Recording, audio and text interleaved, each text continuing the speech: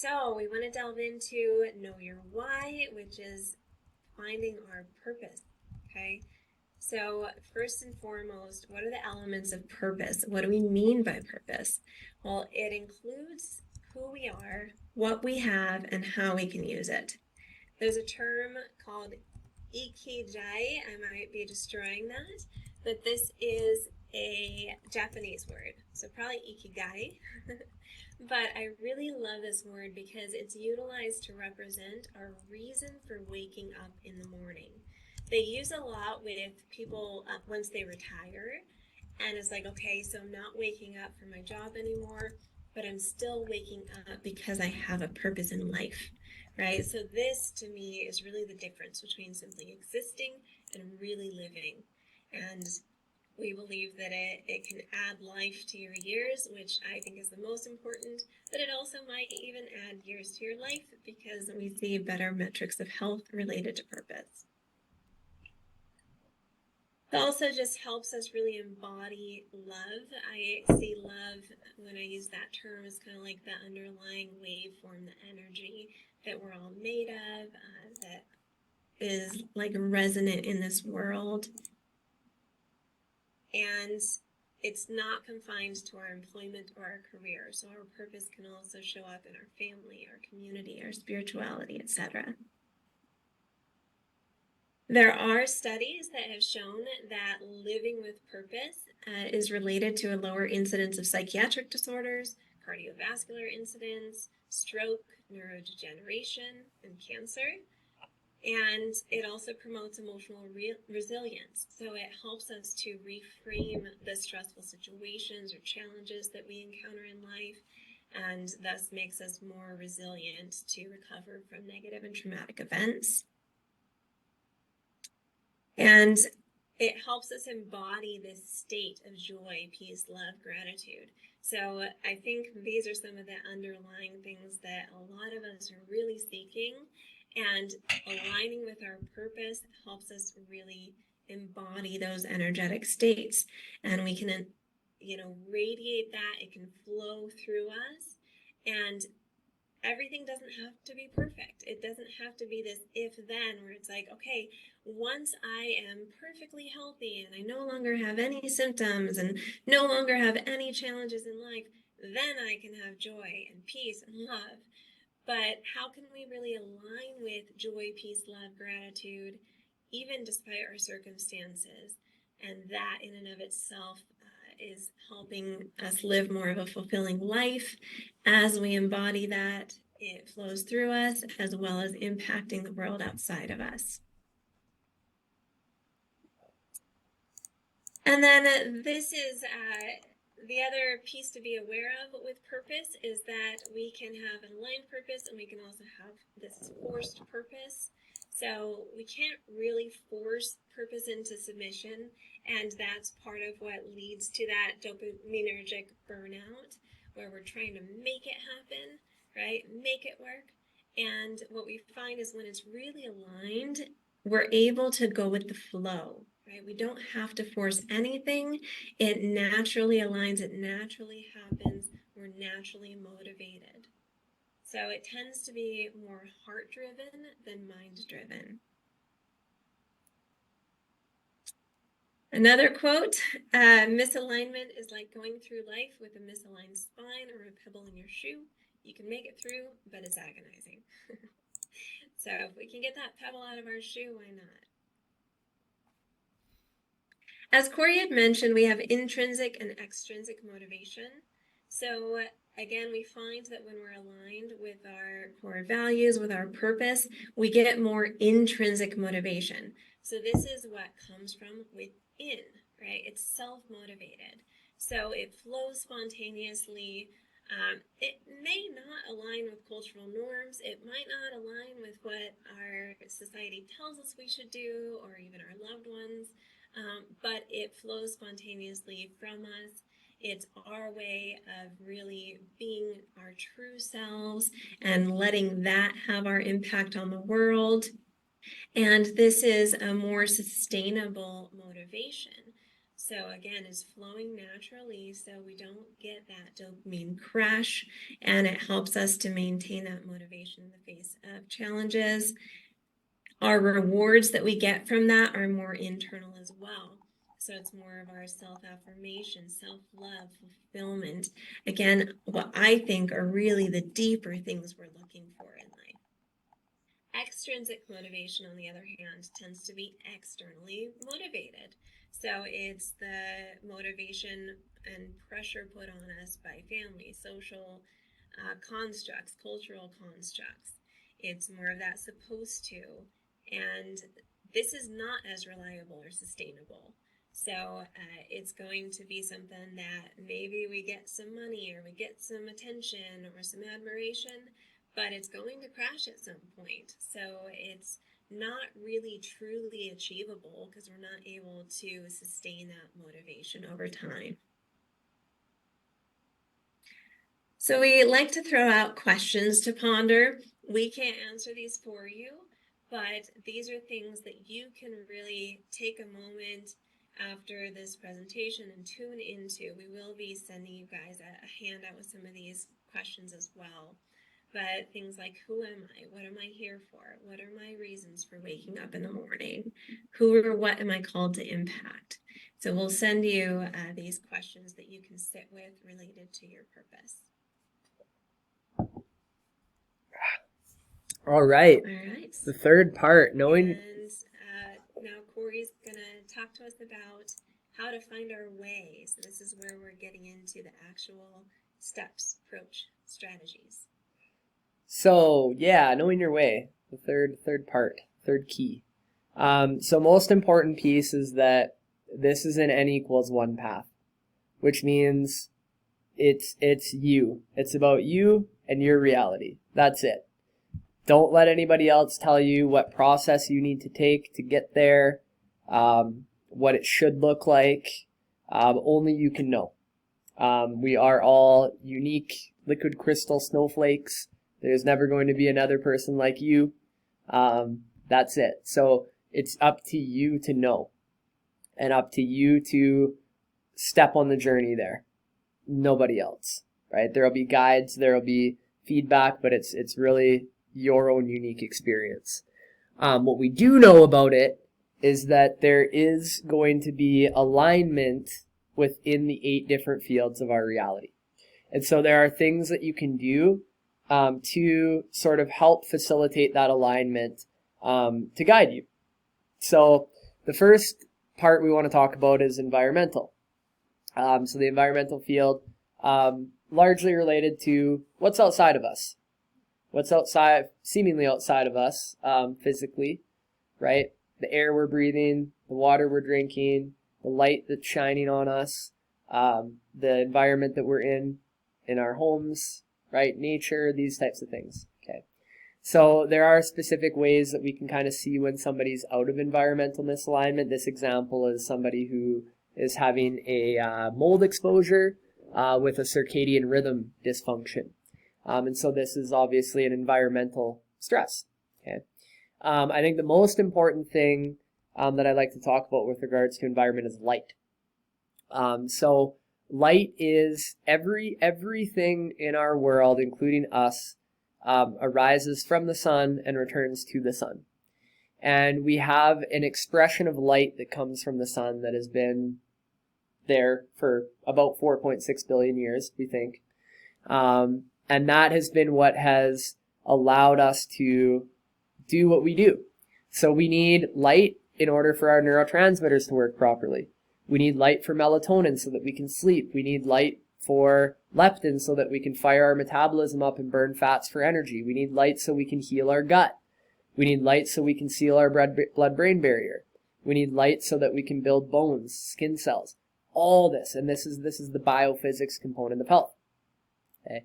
And so I say timing on this slide because when we are exposed to certain types of light is what matters. So what we now know, looking at literature, there's thousands and thousands of published articles on the circadian rhythm and light cycle disruption and the effects that it has on the brain. So, as Ashlie shared earlier, one of the biggest things that holds us back in anything we do is the ability for our brain to function. If our cognition can't function, if we can't function socially, if we can't regulate emotions, if we're plagued by neuropsychiatric disorders, if we're plagued by a sleep disorder, it's going to be really hard to do what we need to do and to show up in the world and to show up in love. So there's different types of lighting that we've created, man-made light, that are more detrimental than others. So if you see on this diagram, you see what daylight sort of looks like on the top left side. That's something that's very natural. Our body knows what to do with that. It sculpts this entire body and runs the functions flawlessly when we get more exposure to that. When we started introducing fluorescent and LED lights, we started getting worsening of metabolic disorders, which actually you can see on the right-hand side. Even with reduced sugar intake, our diabetes and obesity diagnoses are still through the roof and still climbing. Why? Well, it's not fat related because we did the low fat thing already. It's not sugar related because we're doing the low sugar thing. Is it even diet related? Well, no. Now what we're learning is that it's mostly light. And so most of us are now in our world getting LED light exposure all the time. This massive spike of blue light, which actually fires up our metabolism and releases dopamine, right? Which is great, except for the fact that now you guys know that anytime we release dopamine, we have to have a withdrawal period. So we're constantly getting hit by this light that's telling us to overstimulate. And it's void of red and infrared light, which is actually what our mitochondria need to heal and repair. So at nighttime, we start getting exposed to LED light, and our brain starts thinking it's time to wake up. And so we just never get into this state of actual repair. We never get into this state of darkness. And our metabolism suffers. Our mitochondria start misaligning in the environmental quantum field. And we start getting more fire produced. This affects the dopamine. It crashes the dopamine out. There's a lot of different fallouts from this. Leaky gut syndrome, hormonal dysregulation. You can basically, 70% of our gene expression is determined by the circadian rhythm and light. 70%. It's the biggest lever that you guys can pull, no matter what you're doing. And so some like do's of light, just quickly, is sunrise exposure. Arguably the most important thing that you can do is getting your eyeballs outside when the sun is at its lowest angle of the day. That is going to help program a lot of the circadian clocks to tell the body what to do and when to do it. Melanin is the most potent antioxidant that we've ever found in the body. Melanin is what darkens our skin when we tan. So you'll notice that when you get a tan, you'll also lose a tan with time because that melanin is being used as an antioxidant. So really helpful to actually be able to do that. And melanin, neuromelanin in the brain actually helps protect us against neurodegeneration. Blue light blocking glasses after sunset. If we are in front of LED screens, which I actually should have these on now, it's a good reminder. Orange lens glasses, really helpful to be able to protect your circadian rhythm. They need to be orange. If they're not orange, they don't block enough of the light out. Using salt lamps for lighting instead of LED or fluorescent lights. Obviously, it's less energy efficient, but it produces more red and infrared light and less of that circadian rhythm disrupting blue light. And then spending time in nature, so important.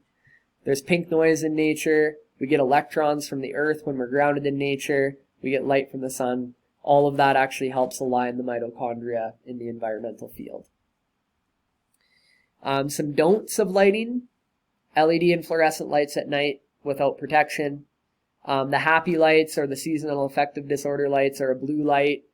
I'd never recommend them because all they do is spike dopamine, which again, now there's always consequences after that dopamine spike. Ideally, keeping the TV, phone, tablet, and computer off at night. There are apps that you can download on your phone, tablet, and computer that knock the blue light out, but ideally staying away from them. And not keeping Wi-Fi and Bluetooth on all the time. So particularly at night, again, there's a lot of research on how this actually causes us to lose electrons and become electron deficient. So these are some low-hanging fruits that you guys can leverage in the environmental layer, no matter what you're doing. And this is a really great example of blue light blockers. So the first image is you see the blue spectrum without any protection, and then with the clear lenses, you see it blocks a little bit of that blue spectrum. But the far right is what you need at night. So really important that you have some sort of protection if you're being exposed to any of this lighting. Cheap dopamine, this is another thing that we kind of put into the environmental component, but this is basically dopamine that is obtained without need for effort or without need for discomfort, right? Instant gratification type stuff. Processed food, sugar, alcohol, cigarettes, Netflix, social media, news, participating in neuromarketing, which basically tells you that you don't have something and you should have it, or you're a certain way and you should feel guilty about that and you should do this instead. All that type of stuff is cheap dopamine. It's giving a dopamine hit without any effort or discomfort. Right? This really important piece of this is just disrupting the hypnotic rhythm, getting out of the rhythm of doing everything the same way all of the time, thinking about everything the same way all the time, feeling the same things. You got to get out of that rhythm to be able to get into flow. So getting that cheap dopamine out as much as you can, you don't have to get all of it out, but limit it so that you can move into other behaviors, which does tend to happen spontaneously. So questions to ponder: how's my environment bringing me closer or further from my purpose? What adjustments can I make to my environment and lifestyle that'll support my path? The second part is the physical body. So this is a brain map. You can see sort of what's going on in the prefrontal lobe and the delta band here. Somebody who's burned their dopamine out. Okay. So the best sort of ways, there's lots of different ways to reset dopamine. Number one is removing the behaviors that you've been engaging in as best you can. Leveraging light and the circadian rhythm, one of the best things that you can do to start resetting that dopamine. Working with organic and natural food and timing of food. So our brain is not expecting, our gut and our brain are not expecting food at 11 p.m. at night. Right, so that's another thing that's going to push the circadian rhythm off. The gut starts thinking it's earlier in the day, which throws the clocks off. So ideally trying to kind of time your meals around the time when the sun's up, not too long after it goes down. You don't even need to change what you're eating. If you just get sunrise and you eat, and then you eat throughout the day till sunset, and then you stop eating, just that little change in itself can be huge. Look at what will happen over a 4-week, 8-week period of time. It's quite notable. Energy levels, cognition. The other thing is actually doing periods of fasting. Our bodies were meant to fast. We evolved eating, hunting, feasting, and fasting. There'd be periods of time where we wouldn't eat. And that was the time when the body could trigger a process called autophagy, and it could clean itself up. It could clean up the dead cells and the damaged cells. We don't do that much because we have all the food, especially in Canada and the States, we have all the food we could ever imagine all the time, right? There is no need for fasting, right? But our body needs it. We have a built-in mechanism that can self-clean better than anything that you could ever do in the clinic. So periods, I generally tell people when you're like beginners, you can do typically 1 to 3 days of fasting, provided that you're, in good health, without any side effects. It actually can help clean things up. The same goes for ketosis. So going into lower carb states for short periods of time, not long periods of time, and not carnivore diets. High protein diets actually pull you out of ketosis. But bringing your carbs down, including vegetables, including things like, nuts and meats and that sort of thing. But purposefully getting your carbs down to force your body to burn fat. This has another mechanism in which it cleans out the mitochondrial membranes that are aligning us in the quantum field. It cleans out the heavy hydrogen isotopes that build up in there from energy production. So again, most of us, we haven't done this because carbs are typically easy, and we've gone into this balanced diet, and we do the same diet all of the time because everything's always available all the time. Right, so actually going into intentional states of fasting and ketosis can be profoundly effective for physical body optimization. Cold exposure is another thing to leverage because of the discomfort that cold exposure creates, like a cold shower or a cold bath. It actually causes us, we'll release dopamine, but we don't have the same withdrawal or refractory period. So this is a very interesting process. It's like the discomfort is the anti so that we don't have to go into the negatives afterwards. So really effective technique to bring the dopamine baselines back up. Movement, exercise, obviously really, really helpful. So many different ways to do that. It totally depends on your body type, metabolic rate, where you're at in your process, on what works well. But general movement, even if it's just a walk, even if it's 5 minutes of moderate intensity interval training, every second day, this goes a really long ways. Less is more than we think. We've been told we got to go to the gym for an hour and a half, 4 times a week, or we're not doing enough. That's not true. You look at the literature, it's not true at all. Photobiomodulation uses infrared and red light to actually reduce inflammation and help recover the oxidative stress caused by excessive dopamine states. I know that's something we do in our clinic. It's also something that Ashlie does in her clinic. And then neurotherapy, as Ashlie already had discussed, helping reprogram the wiring of that frontal lobe and those dopamine circuits.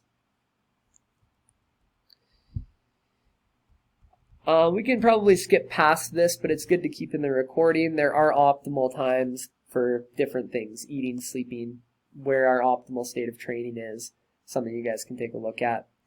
And then this is just an example of ketosis. So when we fast or we work out or we do ketosis, we create something called acetoacetate and beta-hydroxybutyrate, which is basically ACAC and BHB. Ashlie, if you just click, it'll highlight it for everybody.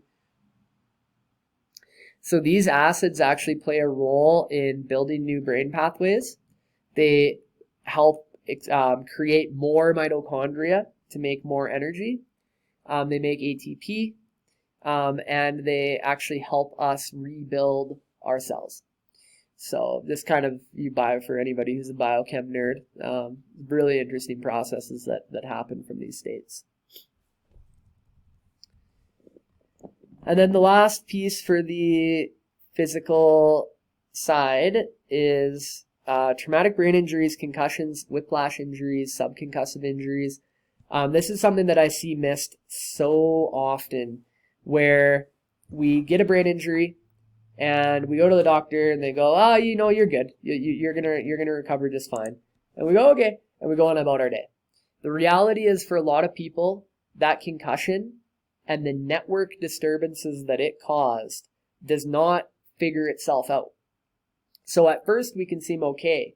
And then a year, 2 years, 5 years, 10 years down the road, all of a sudden our brain is really struggling. And this is the low-grade loss of energy that happens when our brain cannot communicate effectively. And what you can see here are all the blue lines in the delta and the theta. These networks have been extremely destabilized by a head injury. And so if this is the case, there's not a lot that you can do cognitively and consciously to try to get yourself back. You have to train the brain to get communicating properly again, which is where neurotherapy and neurofeedback is phenomenal. And we're now seeing things like plant medicine also being effective for that. But that is really important if you have a history of whiplash or subconcussive injuries, even if you weren't diagnosed with a concussion. This map that we have up here is actually somebody who wasn't diagnosed with a concussion, they just had a whiplash injury, right? So they're like, "Oh, I didn't hit my head."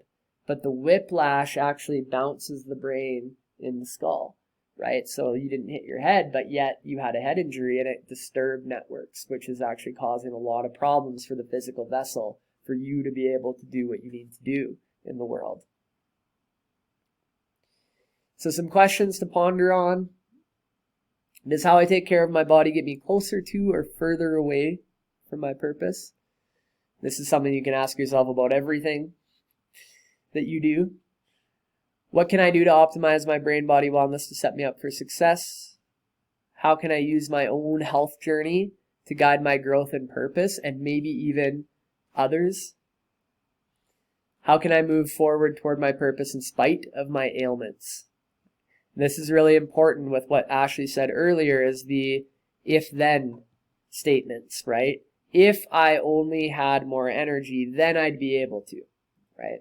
And sometimes when we're aligned, and I know this for myself, when I'm aligned and I know what I need to do and I know what is trying to speak through me and what I'm supposed to create for others, it doesn't matter if I'm feeling tired or brain fogged. I'm good to go. I just move through it. I just kind of let it be a thing. If it keeps bugging me and it's telling me that I need to address something, then I do. But otherwise, it doesn't actually have to hold me back unless I let it. So that's a really powerful question.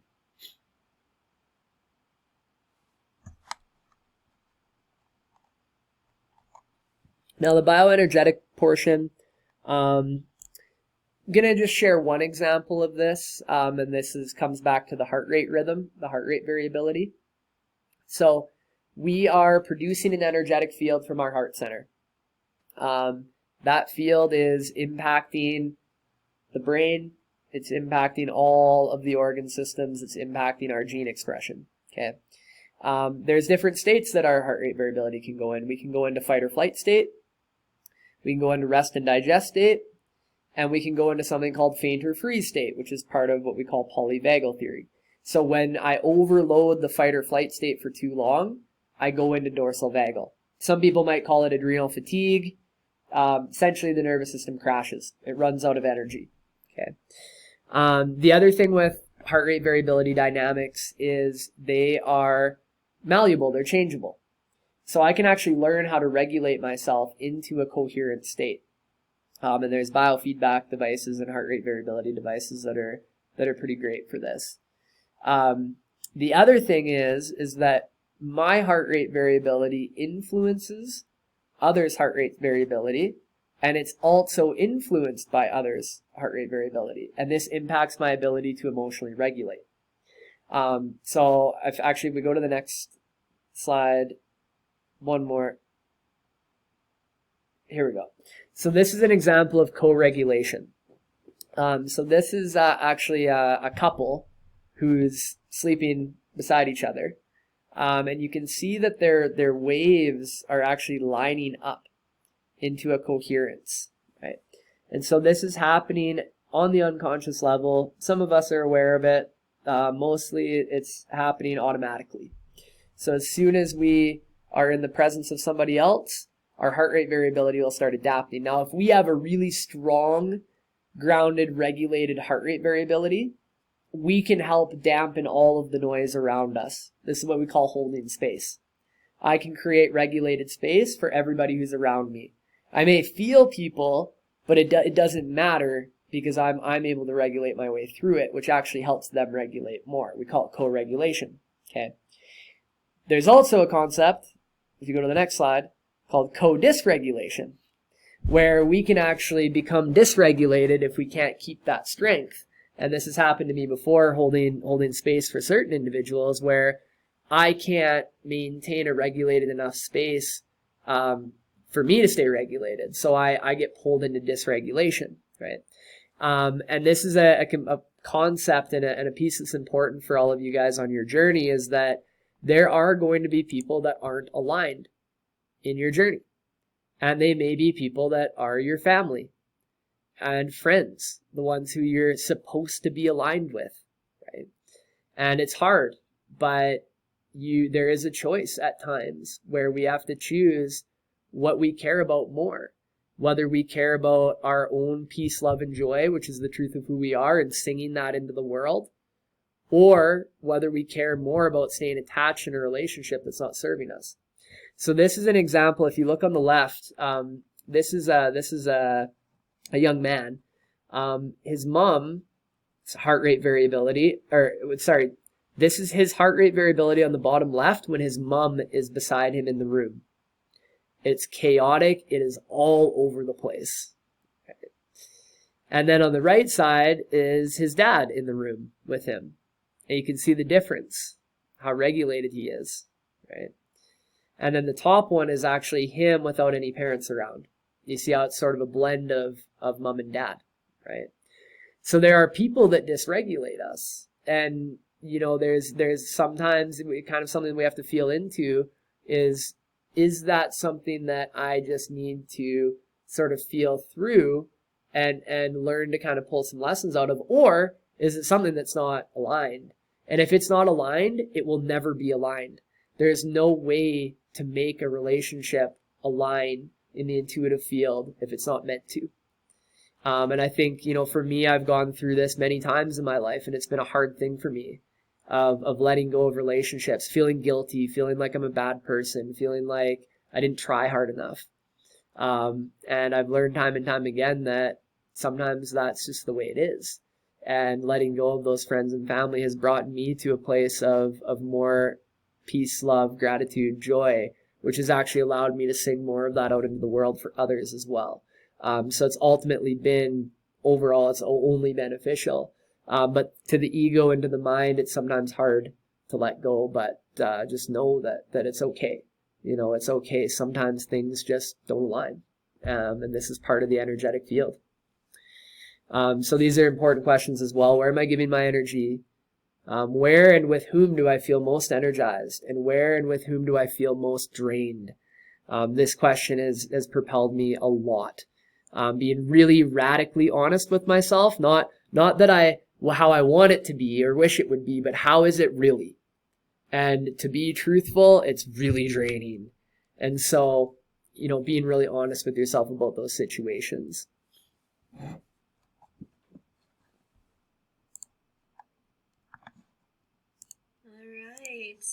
So now we'll talk about the emotional side of things.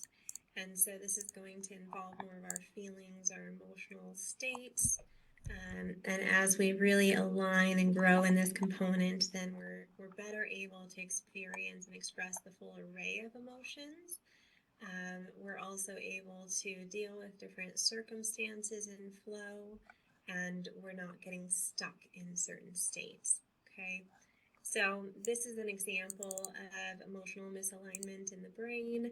In this case, you know, there's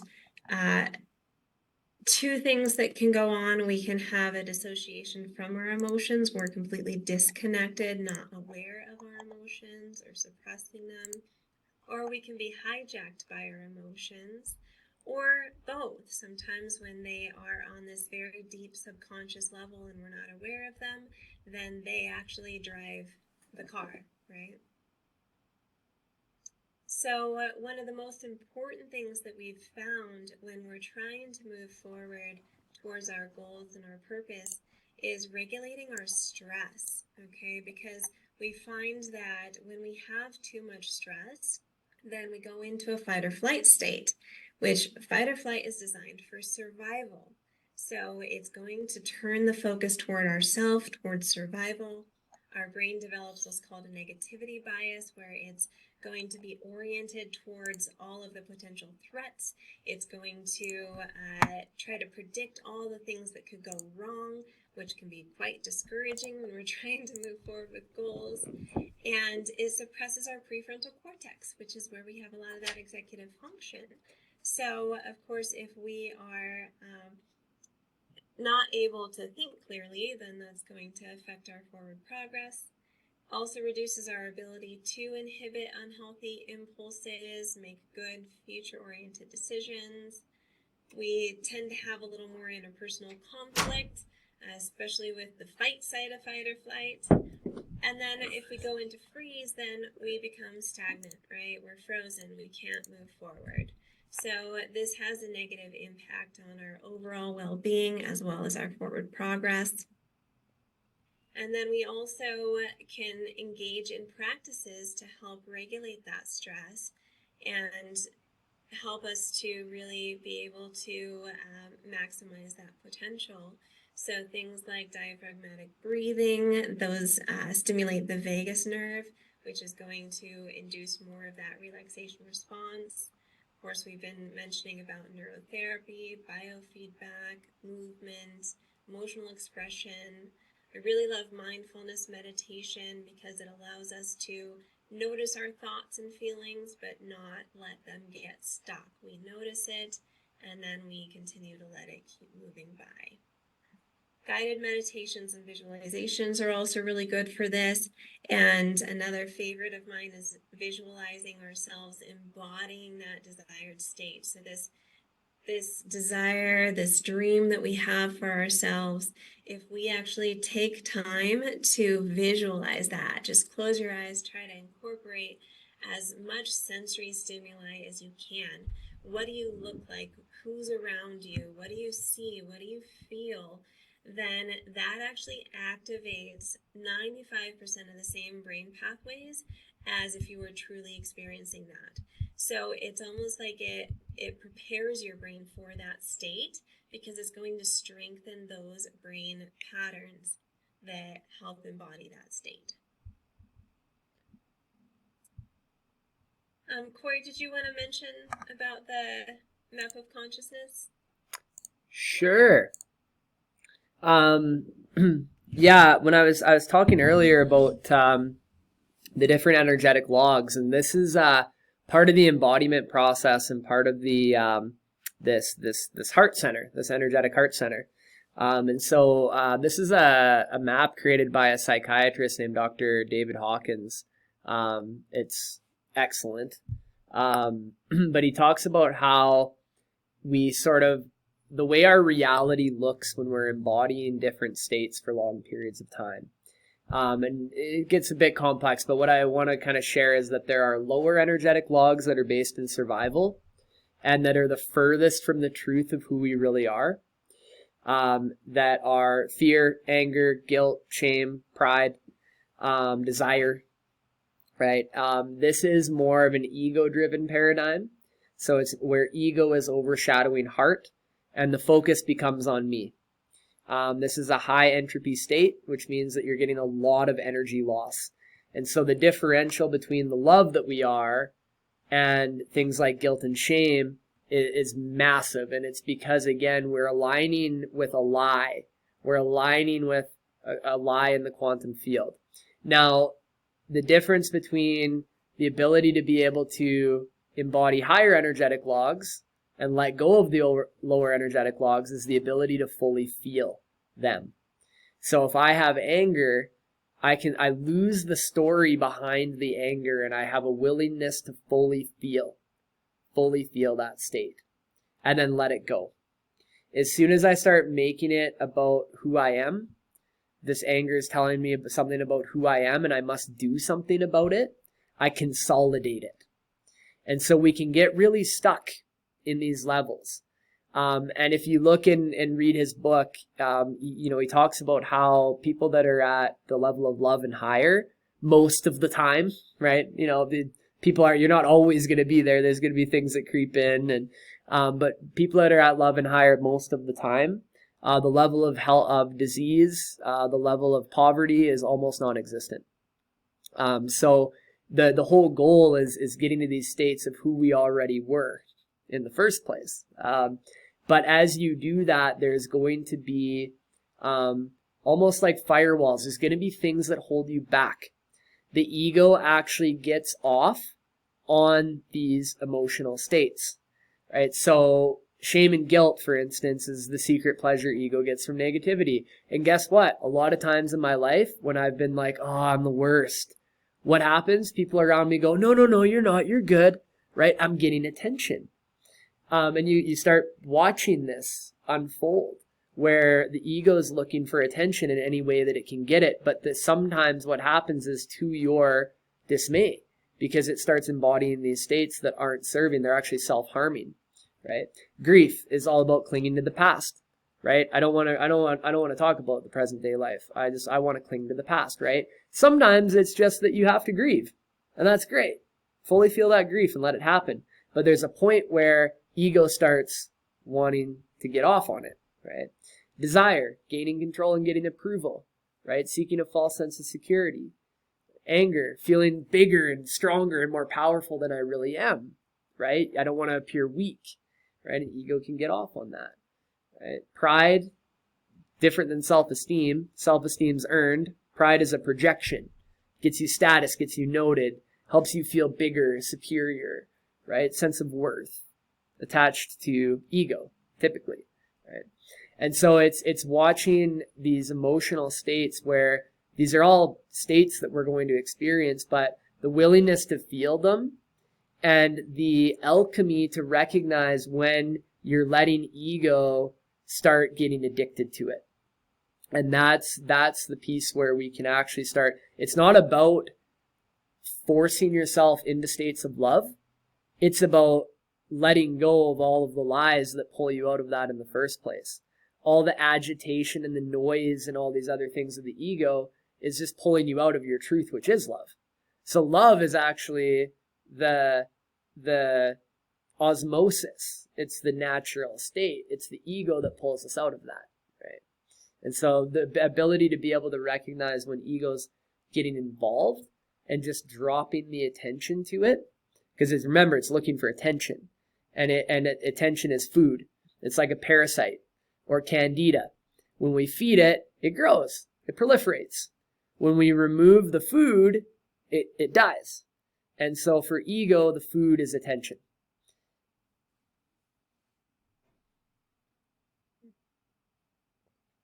Am I talking about that one too? No, okay, we're good. All right.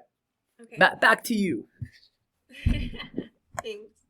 Yeah, so I think that is a nice model of looking at like what state are we embodying the majority of the time. It's not that any of those emotions are bad, right? I personally believe that it's important to be able to float through the full array of emotions.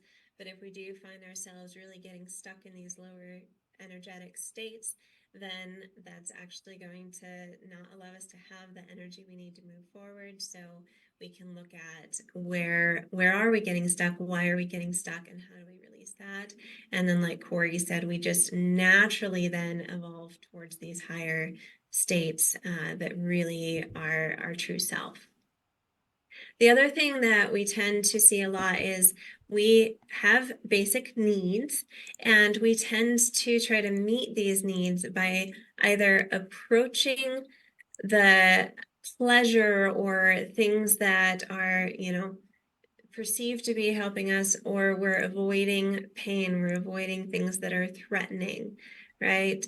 So after trauma, we find that there's a region of our brain called the insula that becomes biased, and it becomes biased towards that avoidance of pain, and it tends to then numb out to the things that are more like pleasurable or bring us joy, because it doesn't need to focus on it if it's just trying to save our life, right? We found that there's 3 different types of this pain avoidance that tend to get in our way of progress. The first is loss pain. So we fear that, okay, if I lose something or if I change, then I'll lose something. So that's somewhat what Corey was talking about, in that sometimes we recognize that there's relationships that aren't in alignment with us anymore, but we have a hard time letting go of that because we grieve the loss, right? Sometimes just as we continue to grow, then we recognize, okay, this relationship starts to grow apart, and we may not actively do anything, but we start to find that we're drawn towards maybe certain people and away from others, or they're drawn away from us, and that's okay. We have to continue moving forward and aligning with our frequency, right? We may have to give up a job, a house, our car, money, and this aspect of identity that we have created for so long about who we think we are, that might have actually evolved, right? We also have hardship pain. So we think that it's going to be too hard, right? It's going to take too much effort. And so then we start to doubt, and we don't like that discomfort. We try to avoid it, right? And there's a lot of uncertainty that our brain doesn't like uncertainty. It likes to know things. And so sometimes it's more comfortable sticking with what it knows, even if it's not good for us, rather than moving forward into something that's unknown, okay? Outcome pain is the whole question of what if it doesn't work? What if I fail, right? So we're fretting about like all the potential things that could go wrong because we're attached to the outcome as opposed to just enjoying the process and seeing what unfolds. Now, once we understand that we have these tendencies towards avoidance and approach, we can actually start using them to our advantage. So this is something that is outlined, I believe it was Daniel Amen that talked about this. It could be James Clear. I get those two confused. We've got the references at the end that give you some recommended readings, but they talk about how do we get rid of a destructive habit? We need to associate it with discomfort, and that will naturally promote avoidance because we don't like discomfort, right? So making it invisible where it's not in front of us all the time, it would take an extra step to go get something or do something. We make it unattractive, so we try to associate it with things like disgust, for example. We make it more difficult. Again, having that extra step, increasing the friction. We make it unsatisfying. So we remove the rewards that it's been giving us. And then we can identify and limit any subconscious cues or triggers that tend to lead to that. If we're trying to help ourselves engage in a new habit, a more helpful habit, then we do the opposite. We try to associate it with as much pleasure as possible because that will naturally promote approach behaviors. So we make it obvious. We use visual cues, something on our fridge or sticky notes on our mirror. We have our tennis shoes by the door that remind us to exercise. We can stack it with other habits that we're already doing. So, I'm going to brush my teeth and then do 5 stretches, right? We can track our habits and our goals. So we have like a spreadsheet on the wall that shows, and we get to put our little star. This works wonders with kids, but it also works with adults, right? Making it more attractive. So I love this image because when I see this image, I'm like, oh, yummy. I want more fruit. I want nuts. I want veggies because they look attractive, right? We want to make it more easy, remove the extra steps, set small goals that are achievable, and then make it more satisfying by adding a reward to it. Ideally making it a more immediate reward since we do get used to instant gratification, but also looking at the overall picture and just the process. So for example, you want to take a trip to Italy, then each time you succeed with this goal that you've set, this little steps along the way, you put $20 in a jar to go towards your trip to Italy. That's an immediate reward that also results in a bigger reward down the road. We can also connect it to our values and make it identity relevant. This increases the subjective value of it. So for example, rather than saying, okay, I want to eat healthy, we say, I am a healthy eater, right? There's that teeny little shift of the verb in the noun that makes us identify with that we want to be. And then, of course, joining with others that have a similar goal, mission, purpose, then like Corey was sharing, we will start to resonate with the same frequency as them. And that's going to support our process. It's also going to just give us that extra sense of, accountability, that joy in engaging with others, and it makes us more resilient against the obstacles. And then reducing the power of pain and discomfort reduces the power that it has over us.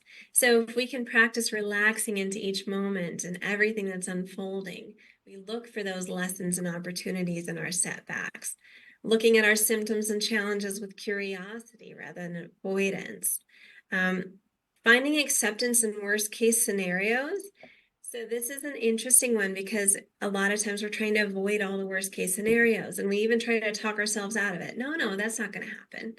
But I like to play the game of so what? So if I'm like, oh, okay, well, if I do this, then this will happen. So what? Can I live with that? Can I be okay with that? Is there some silver lining in that? And if we can actually find some silver lining in every worst case scenario, then we're unstoppable. We can also take a look at what are truly needs versus what are actually just wants. And we can practice self-compassion and lightheartedness because we will make mistakes along the way. That's a given, right? We are imperfect beings. So really practicing this concept of I am perfectly imperfect and that's okay. That helps us to not dive into this cycle of shame and guilt, because the shame and guilt, like we saw, it puts us into lower energetic logs and we start to embody those states, which unfortunately contribute more to the behaviors we're trying to get away from. And then also recognizing the difference between states and traits. So whatever we are feeling in each given moment, that's not who we are. It is a dynamic process. And this is another beautiful proverb. The medicine is already within the pain and suffering. All you must do is look deeply and quietly, and you'll realize it's been there all along.